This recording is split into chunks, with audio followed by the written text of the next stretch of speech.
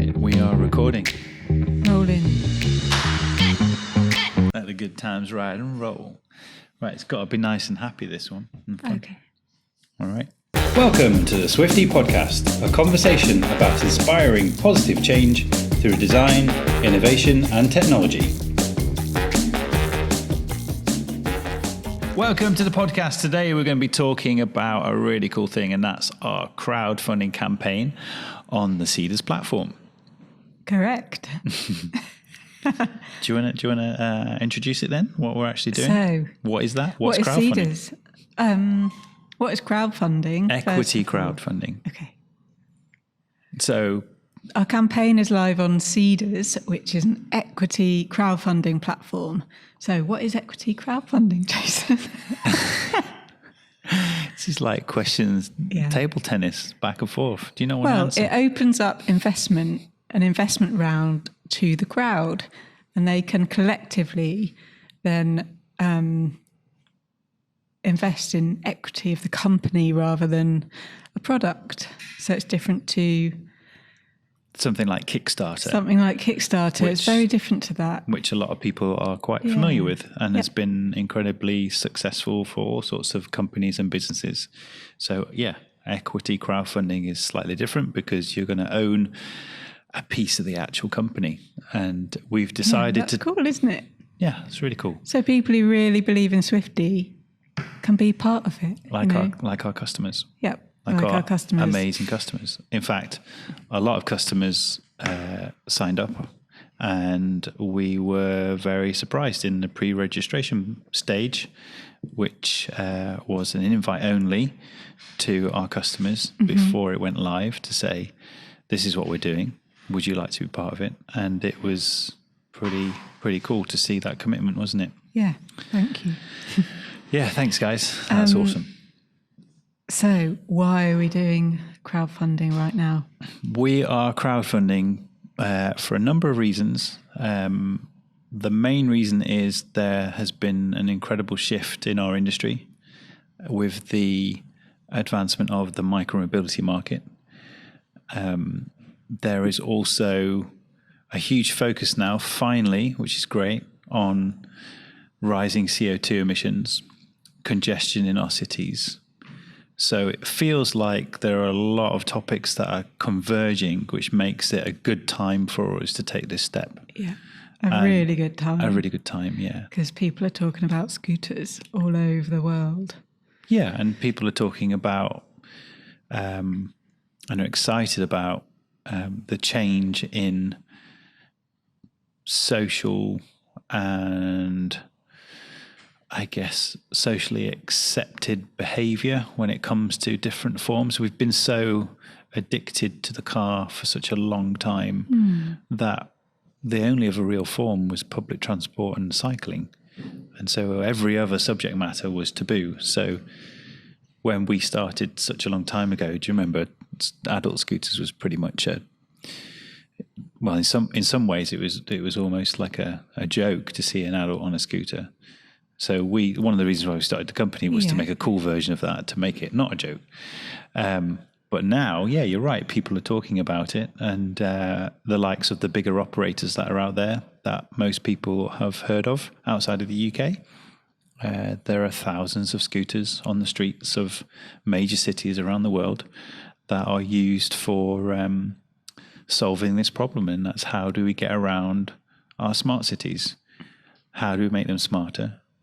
How do we make them more efficient at moving people around? Because all of the data shows that if you move people around in a sensible way, growth comes, progress comes. If people are stuck in cars all day, you get rising pollution, health issues, anxiety, and it's just a bottleneck, and it's a restriction to growth. And So it's a good transport revolution right now, isn't it? Because transport revolution, people are starting to recognise that cars are on a decline, and there have been some reports that have said by 2035, which is not that long away, actually, there won't be any cars in cities at all. You know, there's this thing called autonomous cars. Yep. that is predicted to overtake the private car in cities, and also a lot of growth in micromobility. So vehicles that are designed for and more suitable for short distances and slow speeds than a powerful car. Yeah. So the industry has had huge growth. Yeah, the industry has changed, unrecognisably since we began. Yeah. And we launched 8 years ago. And yeah, as you said, adult scooters wasn't really a thing back then. Yeah, we didn't invent it though. Do you know a bit about the history of the scooter? That's a very leading question. Yeah. It's a scooter at the end of the day. There have been scooters around for decades. Well, yeah.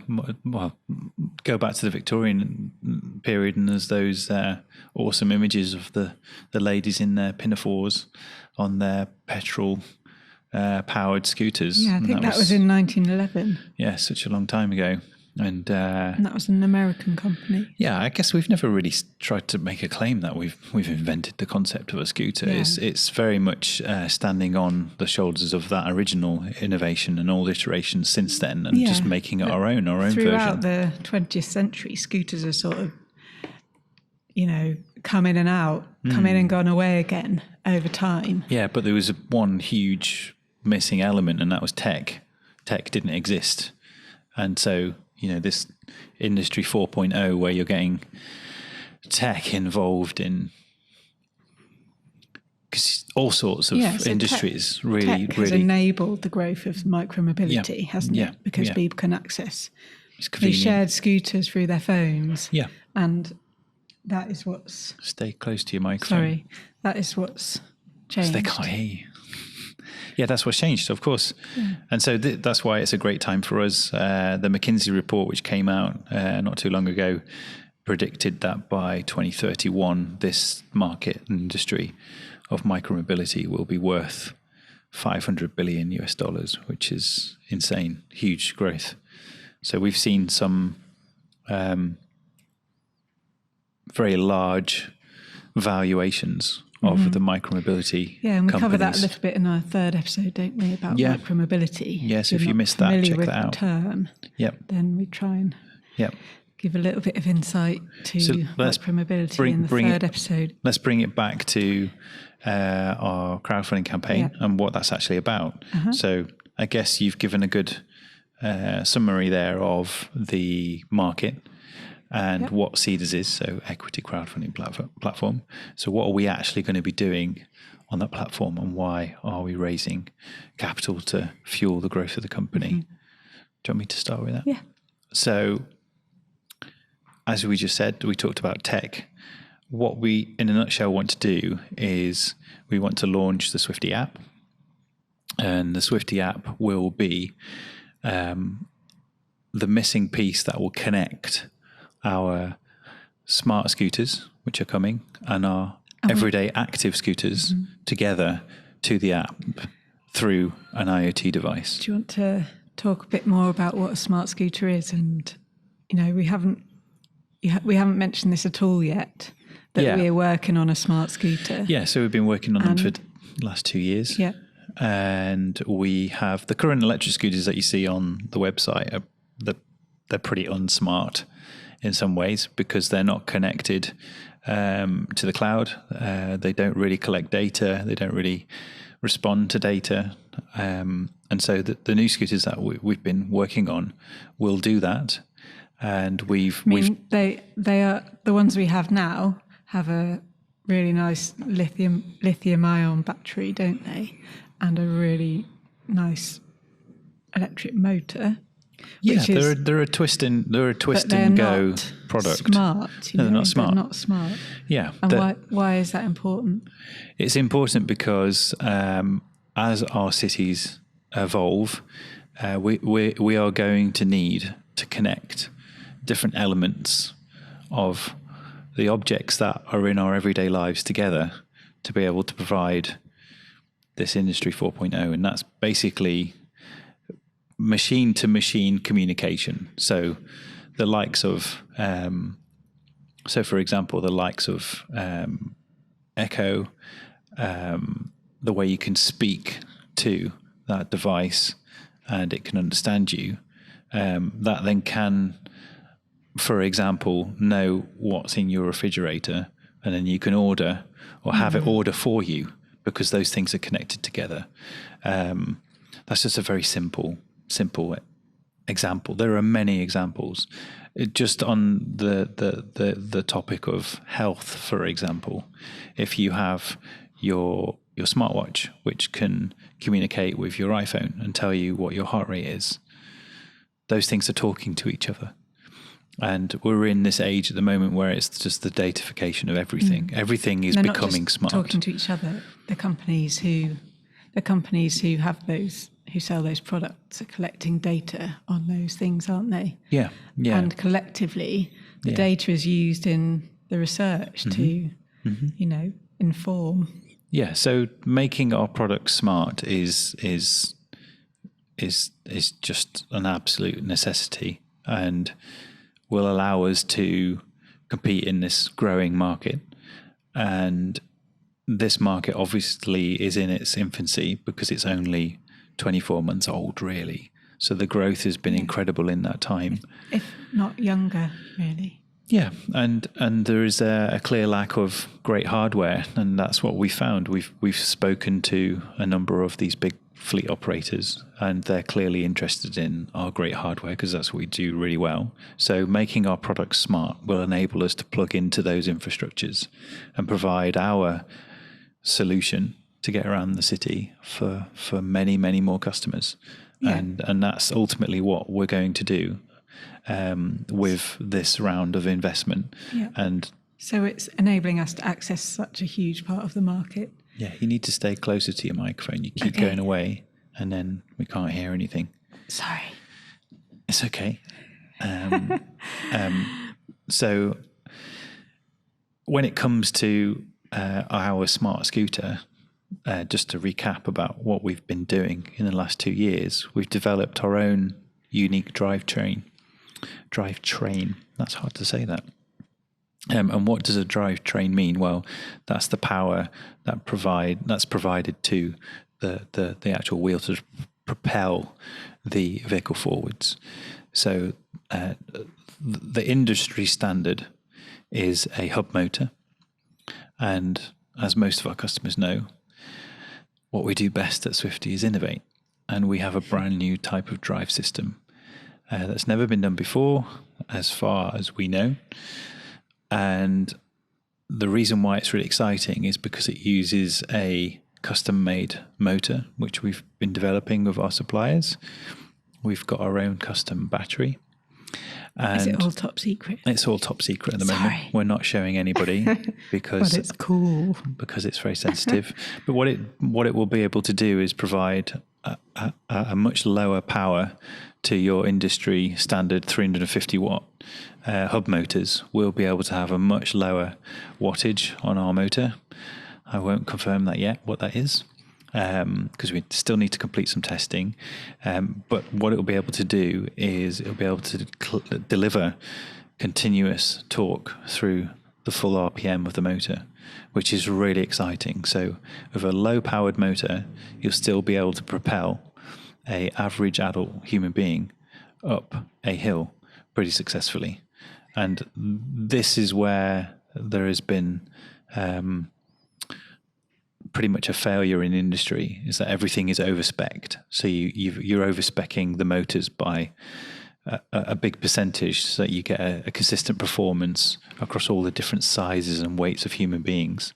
Overspec'd, I thought. Yeah, so normally, the normal our motor in our current electric scooter is 250 watts, but most of the motors that are out there in the industry are 350 watts, and that's because then they're just not powerful. The 250 watt is just not powerful enough for a large adult. For a larger adult to go up a hill. Yeah, because at the beginning, a lot of the e-scooters out there were not really suitable for anyone that was particularly tall or heavier than 90 kilos, right? Yeah, which is most they're pretty much adult men. Yeah, they were pretty much toys that were designed for adults, but they didn't have to have the performance that the micromobility market needs. Yeah, and that's continuous. Was a massive problem for them, wasn't it? Because scooters were breaking.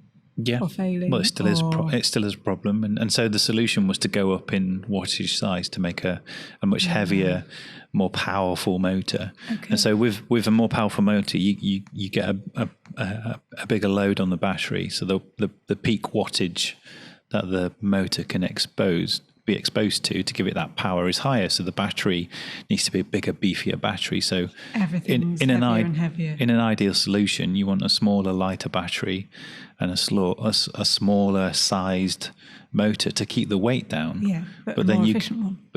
A more efficient one, yeah. And you can get a mechanical advantage, a little bit like the drivetrain of a bicycle. You have the gearing mechanism of the front cassette and the rear cassette, and you got a chain that links them together, and you get a mechanical advantage. So that's one way to do it. And everyone's focused on the hub motor, and what we're saying is that it's not a very smart way to do it, because you get a very heavy, overspec'd object, which really doesn't provide you with what you need, and that's reliable power. So we're improving the efficiency. Yes, so we've been working on that's kind of like the hardware side of the product, and then we are going to be connecting that hardware through an IoT device, which is basically just it's a bit of hardware that's a bit like a GPS receiver that can send out data via a GPS signal to the cloud. Mm-hmm. And so that IoT device will connect our hardware to the Swifty app, and then the Swifty app will enable you to unlock, track, and share your ride.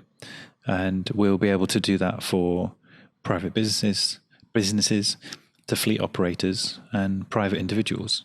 So if you're, for example, like one of our fleet customers who have a small fleet of scooters that their staff use in their co-working space or wherever it is, their large site, then what the app will be able to do is allow that owner of that fleet to ping a message to their staff who can request access.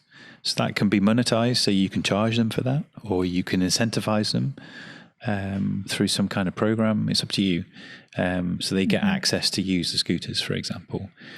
So the app will be able to be used by our partners and also end consumers. So if you buy the product, so the consumer model will allow you to also share your scooter with your friends. That's cool, isn't it? Yeah. You could share it with family members or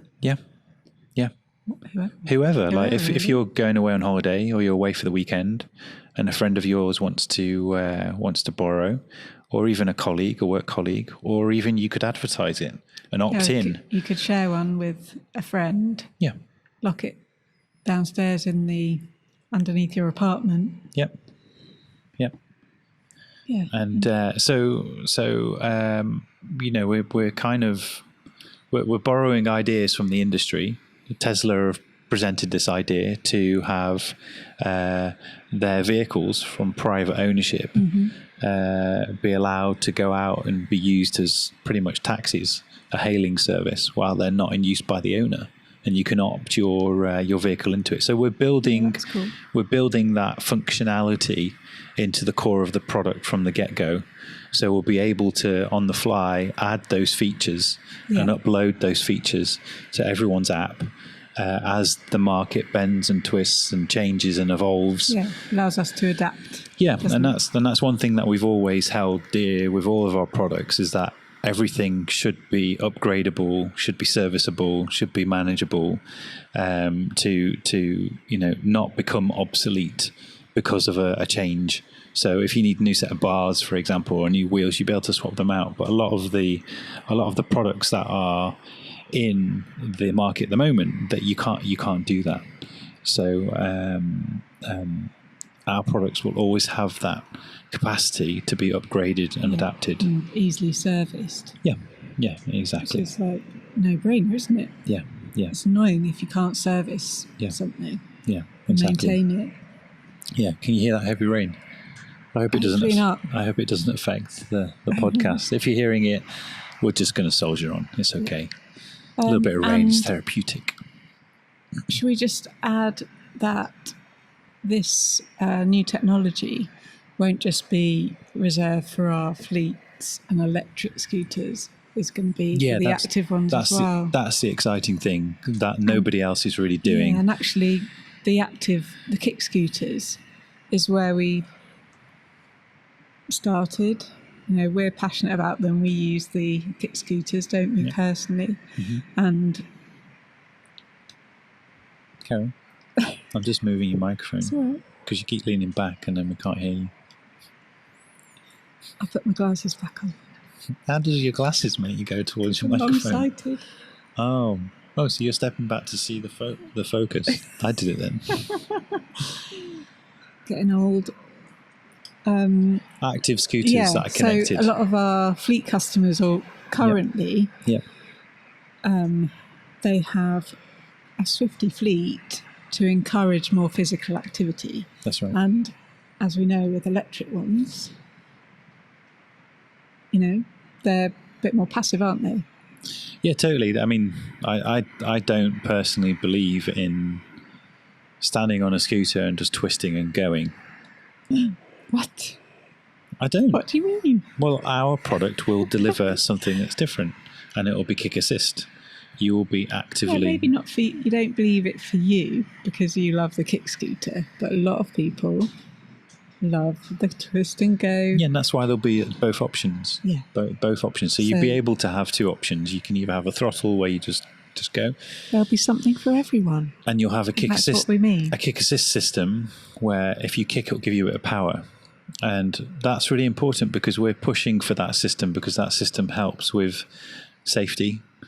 When your foot is in contact with the ground and you can feel yourself being propelled, you have it's almost like you're more sensitive to the speed that you're traveling. And I find that you feel safer if your foot is being contacted with the ground. You're not just stood on the platform with a throttle that you could just twist back and go full speed. And let's be honest, that there are lots of horrendous injuries and deaths out there on electric scooters. And safety is a huge part of what we do and a huge part of our focus. And our smart scooters will take that into account as well. They'll have a number of different sensors inside that can sense if the scooter's fallen over, if you've had a crash. There's loads of cool stuff that we can do. Once it's connected, we could, for example, simulate you falling off the scooter, and then it could detect that. And your smart scooter could then call the emergency services. Yeah. How awesome is that? Anything's possible.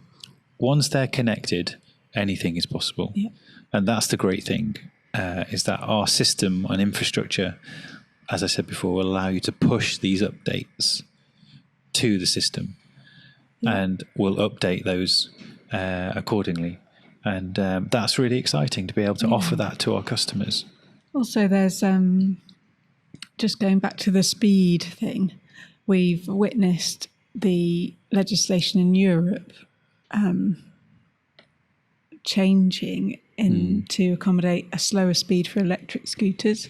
So it's gone from 25 kilometres per hour down to 20, which I completely agree with. I mean...